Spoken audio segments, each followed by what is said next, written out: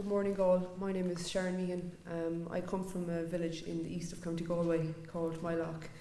We recently set up a defibrillator initiative there. We're a village-based bit of background first. There's about 5,600 people in our village, and just on statistics alone, we've about 690 over 65 years.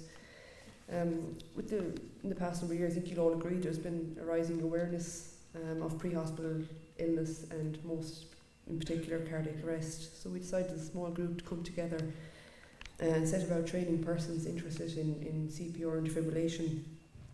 Our nearest emergency department is Portiuncula Hospital in Ballinasloe. It's approximately 32 kilometres, so about 25 minutes drive. This is manned by one ambulance both day and night. Galway University Hospital is our next, and that's approximately 40 to 45 minutes drive. Again, three ambulances during the day and two at night. I think in the event of cardiac arrest, the realisation that help is a minimum of 20-25 minutes away, and we really had very few people locally trained that could potentially save this person's life, and that really was our motivation to get moving and possibly get started on an initiative that could potentially save somebody. So to date we have grown, developed, and we've progressed very well towards pre-hospital care, and we've established quite well to date. So basically we started in late 2008.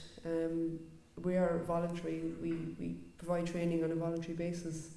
Funding for our project is accumulated again from collections, church gate collections, raffles, donations, different sporting competitions that we carry out locally and try and bring in funding from that. In the first year we kind of started off slowly, and we've progressed nicely to date. We've 23 people trained in the first year, and we purchased 2 defibrillators and placed them within the village itself. So our progress so far right up to today, we have established a buddy system. Basically what our buddy system is that each committee member is responsible for a certain group of people in their area.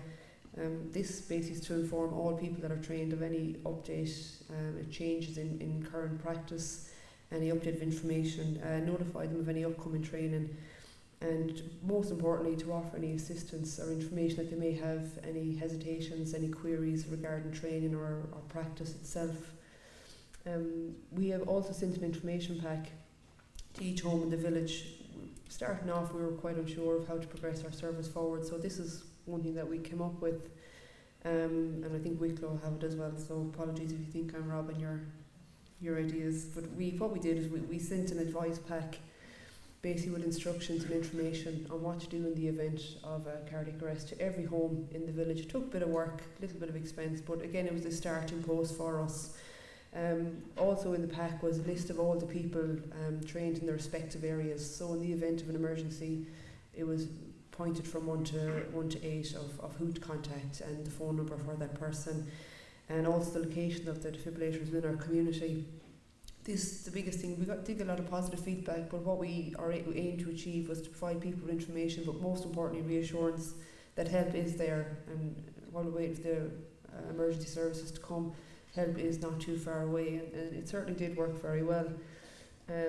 We did select some particular members. We approached people in the village itself, that's including shops, pubs, credit unions, schools, sporting centres, and we asked them could we have 1 or 2 people from each of their shifts of their on duty to come and participate in the training. The reasoning and our aim behind this again, so that we could have most of the time we could have somebody trained in the village both day and night, which the early hours of the morning in the pubs, etc. So in the event something happened, someone passing through in the village itself, that we did nearly always have somebody available. And again, people took to that very, very well, and we do have quite a lot of people trained locally. Currently we started with 2 defibrillators. We now have 7 defibrillators, and they're each housed in heated boxes throughout the village. These defibrillators are checked by the committee members every week, just to ensure that the temperature is correct on the box, and that our pads and all our equipment is functioning correctly. And we purchased them training mannequins and a training defibrillator. They're the 2 defibs we have to date. The location of our defibs then, we've 2 in the village itself, so one in the local supermarket and one in the GA pitch, again, which are all completely accessible, they're not locked, and they're there ready to use. We've kind of tried to locate them north, south, east and west of the village within a reasonable distance. They're all within a couple of kilometres of persons particularly that are trained But again, we try to cover as much of the area as we can to try and make them best available. And there we just have a picture of our village itself, so one of the in the GA pitch and again in the shop, and just pictures of where they are located. Our future aims, I suppose, of our group is to become affiliated with the National Ambulance Service, purchase more training equipment and to accommodate additional refresher days. Currently, as we are, we carry 2 refresher days training per year. This basically involves, we open our community centre, myself and my colleagues on the committee bring in our equipment, our training defibs, and we text messages into all our committee members to come in anytime, talk to us, any queries they might have, participate in training, carry out CPR defibrillation, talk to any questions they might have, any hesitations, and basically just do whatever they want to do for the couple of hours. That's open to them all, and the biggest thing again we want to get is people maintain a good scale, a good level, refresh and maintain confidence, and that has worked very, very well to date for us. Our next aim is to educate and train our secondary school students. As Mr. Dunn said earlier on, the chain of survival is what we're trying to initiate here. So the more people we can have trained in starting the chain of survival before the emergency service get there, the better chance the patient has. And that is basically what our aim is. And we want to continue the awareness and education of this life-threatening emergency, because again, it is becoming more and more prevalent in today. And that's all I have to say. Thank you very much.